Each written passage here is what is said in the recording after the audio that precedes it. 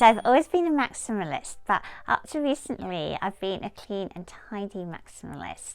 But when I started a YouTube channel on top of my job, and I was putting out a weekly YouTube video, showing something, trying to make that make as interesting and complex as possible, and also learning video editing, something had to give. More than one thing, really.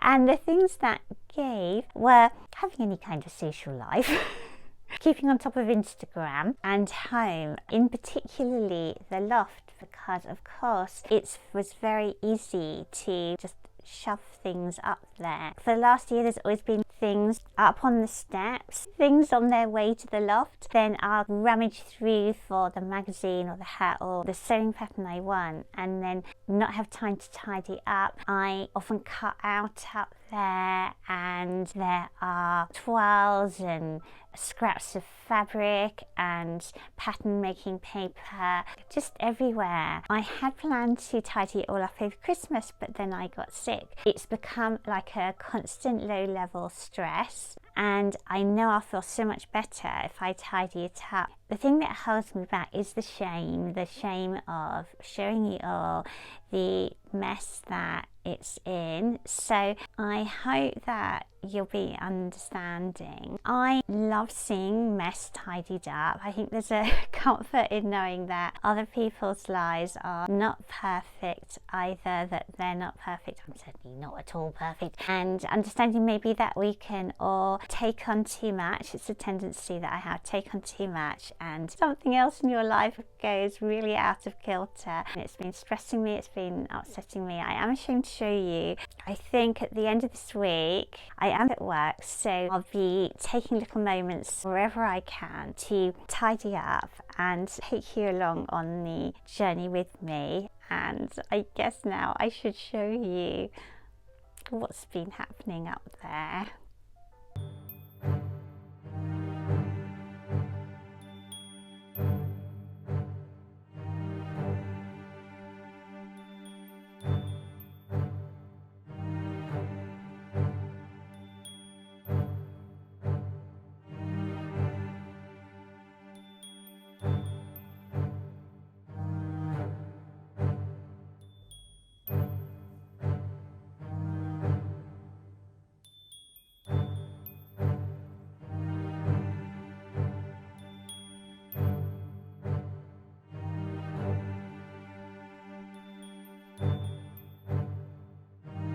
This little corner I originally organised so that my Dolls and Dolls House books started at one side, and then my sewing and embroidery books and little craft books and my sort of decorative painting books then went on to my gardening books.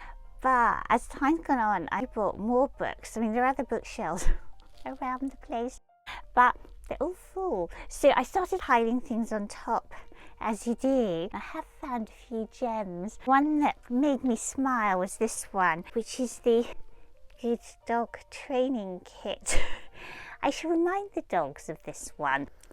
Gathering dust on the bookshelf up in the loft.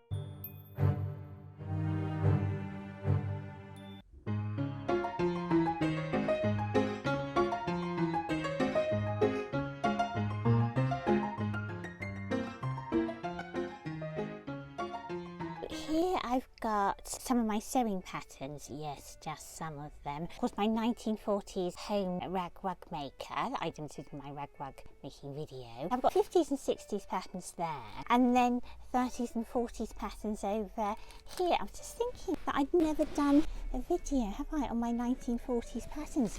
And I've got some rather fabulous ones. What have I got? Yes, like a little siren suit, sailor suit, all kinds of sewing patterns from the 1940s as well, so perhaps do a video on that. And then if we go along, I've got my craft books there, and then books that I haven't managed to fit up there. I've got like my vintage sewing and knitting books, and really wonderful these books. I really recommend them. They are from the Women's Institute, and they are full of interesting vintage sewing advice, and then just there. This box is full of buttons. So I've got all my flower buttons arranged there. Some of them are bagged up because they're loose, but you can see lots of buttons.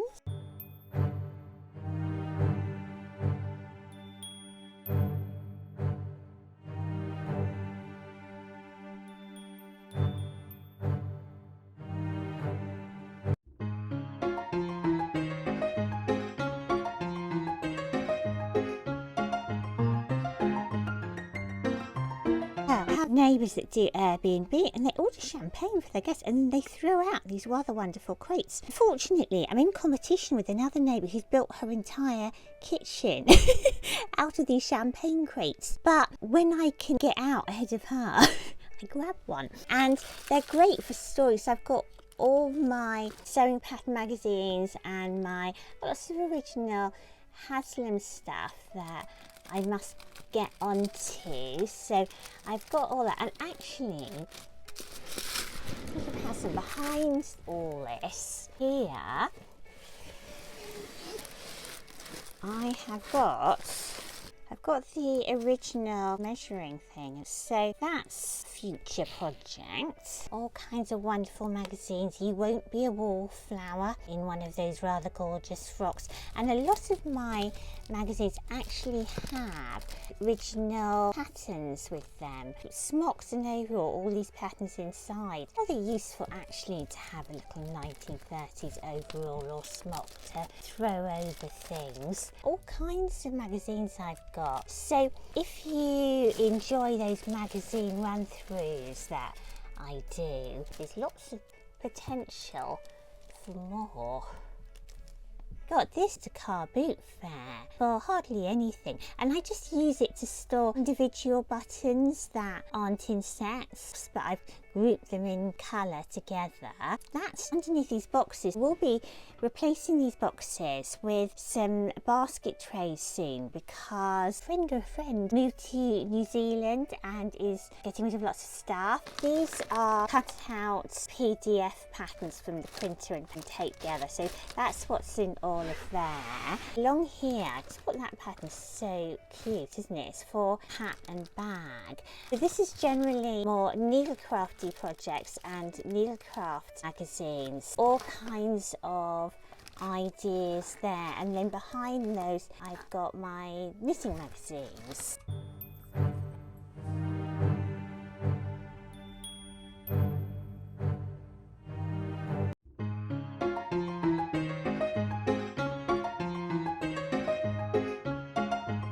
In the red bin there are vintage hats, and then this little, what would you call it, sort of chest of door things, somebody's thrown that out on the street, so I grabbed it.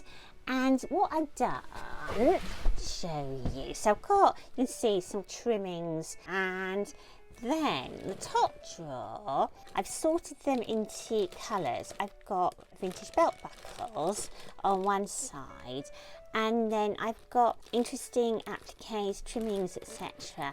Look at these. I've got their silk pom-poms. I have to find a suitable project for that. I'm thinking it should be 1930. So yeah, I've got appliques and trims, belt buckles, and then the next drawer down, I've got trims that are on cards. Yes, that was a useful, it's not a thing of beauty, it could do with being painted, but you know, it was free. So I'm nosy, I'd want somebody to take off the lid of this, so I'm going to take it off. Oops. And here we are. Hats. Obviously, lovely old hat boxes would be nicer, but up until that time, it is actually quite a good, be careful not to tear any veils.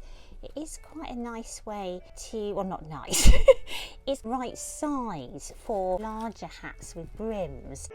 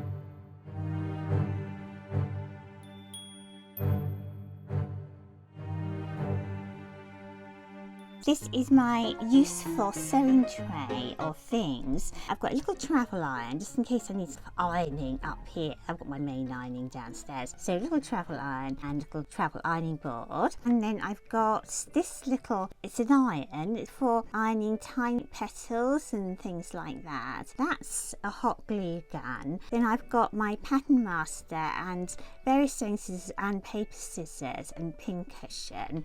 Oh, and I just have to show you this unattractive bag. Look what's inside. It came into my mother's charity shop, thrift store, and apparently the person who runs it said, oh my gosh, isn't this absolutely hideous? It is an original Edwardian hat. Far, far from hideous. So yes, here it is. And you can see it's cracking a little. But it's all original. I mean, I can see how the uninitiated could think it was hideous, but you have to imagine it, don't you, with that enormous hairstyle. And I'm thinking at some point I had to make an outfit to go with a hat, don't I? I was thinking brown with touches of that gorgeous yellow. In this tea chest here, contributed by my mother, there are vintage hats, more hats. I was in London last time. Someone had thrown out a really nice Victorian mahogany chest of drawers. In fact, they threw out 2 lovely mahogany chest of drawers. They were just there if anyone wants them or for the council to take them away. I am an awful scavenger, to be honest, when I go there, because people throw away such nice things. But usually I go out after dark. Sometimes I bring the dogs as cover. You know, if it's something small, I actually even got a sewing machine out in the street. I just couldn't leave it. You can't leave a little sad sewing machine. Yes, undercover with the dogs, pretending I'm dog walking. Well, I am dog walking, but I'm also on Scavenge, and I get the thing and then bring it home, not because I need it, but because I can't bear the waste. Imagine when I saw these 2 Victorian mahogany chest of drawers, I was too ashamed. It's not something that you can hide behind a dog and carry home. When they were still there 2 or 3 days later, and then rain was forecast, I had to do it. I brought the car round at a sort of time I thought there wouldn't be many people, and started trying to shift one of the chest of drawers into the back of the car. There's always some kind of old guy around, isn't there? Well, you might not know unless you're a scavenger. There's always an old guy around taking an interest in the thing that has been thrown out. I think they can't bear the waste either, because I couldn't park anywhere near it. I started in a hidden way, just pushing it along the street towards my car, when the old guy appears and said, oh, I'll help you do that. Then I'm more out in the open because he's carrying the other end. It was really nice of him, didn't complain. We get this into the car and he said, oh, we could get that other chest of drawers in if we go right up to the roof. As much as I hated to leave the second one, I knew I was going to have to drive back from London with the dogs in the back. I thought already they're not going to be happy when their usual mattress dog area for sleeping is occupied by one chest of drawers. If there's like literally no dog space and they're balancing, if they didn't squeeze in on top of 2 chests of drawers, I didn't think they would. I had to leave one. The waste, terrible. But anyway, I've got one. Didn't really have anywhere to put it, to be honest. It's not based on what I need, the scavenging. It's based on what I can't bear to leave in the street. Sound like a hoarder. Anyway, I get my chest of drawers back, and the only place, there's nowhere for it in the cottage. I thought I'll take it up to the loft because I've got lots of stuff up there that's stored in cardboard boxes. So instead, I can store it in the chest of drawers. Not that there's much space for chest of drawers under the eaves. I think I've got a spot for it. But then the story will end, I promise. Anyway, I want people clicking off. It's about to end. So, of course, I have to get it up the loft stairs. For some reason, I chose to do this 20 minutes before a work meeting. Oh, I'll just get that chest of drawers up the stairs. And it got stuck in the bend with me on the pulling up side. Oh, no, my meeting's about to start. I can't exactly leap over the chest of drawers and then hit the staircase. I mean, I was literally trapped. And so was the chest of drawers. The stress in the I just tugged it thinking I'd damage my wallpaper. Thank goodness I didn't, and miraculously it finally shifted and came out of that corner and I was able to drag it up to the loft, and I got to my meeting. I was only 3 minutes late, and it was one of those times where you know one's mood doesn't match, because the rather scary magazine lady that was meeting, she was like, I've been ready for 3 minutes, and I was like euphoric. She was cross, I was euphoric because I thought only 3 minutes. Well done me. I was going to miss the meeting entirely. Anyway, so it's up here, and the only space I can find, I'll show you. I've got all my tapestry wools in the top, and then I've got lace, a bit of weaving, etc. And in the bottom, jumpers, because obviously it's summer, and so I've stored my winter jumpers in there. And on the top, I have got random things, I have to admit. Wool for my weaving, a few random soft toys, but mainly vintage hat boxes, which are full of vintage hats. I imagine your eye is probably drawn to this. Yes, it's a wig. It was on sale, and I thought, oh, for my 1960s outfits, I thought, I'll never manage to make my hair look beehivey. So you might be seeing me in that. That's it from the back. It's actually paler than my hair, but apparently there's a way that you can colour it. So next time I do 1960s, brace yourselves for big hair. Underneath my cutting out table, as well as rag making materials, I've put some of my shoes in shoe boxes under there too. And if I get up off the floor, you can see that I had to rescue that rabbit. Somebody threw him out on the street. I've washed him and he's come to live with me. I couldn't just leave him sitting out on the street. I have got my cutting out table clear because things are starting to live at the end of it. You might think, isn't that something, living at the end of it? But no, this is something that actually is a project about to happen. It's the butterfly sleeve dress. Of course, I picked this fabric because butterflies.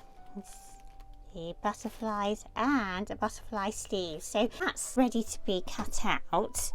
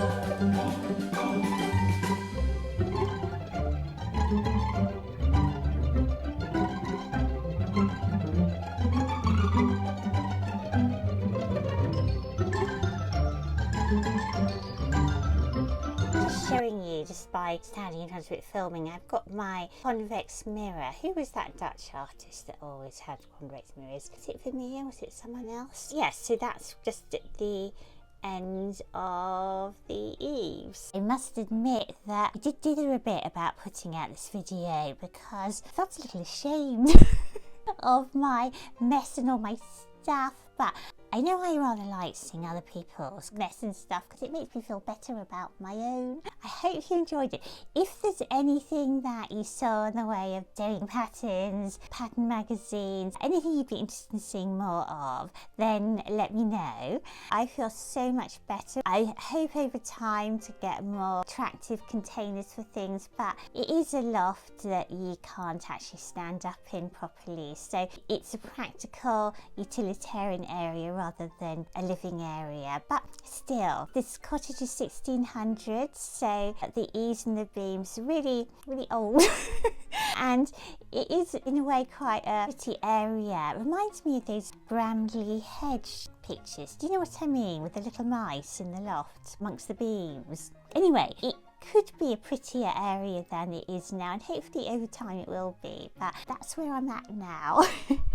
And I hope you enjoyed watching this video. Thank you for joining me, and I hope if you do like the video you'll give it a thumbs up, and I shall look forward to seeing you next time. Bye.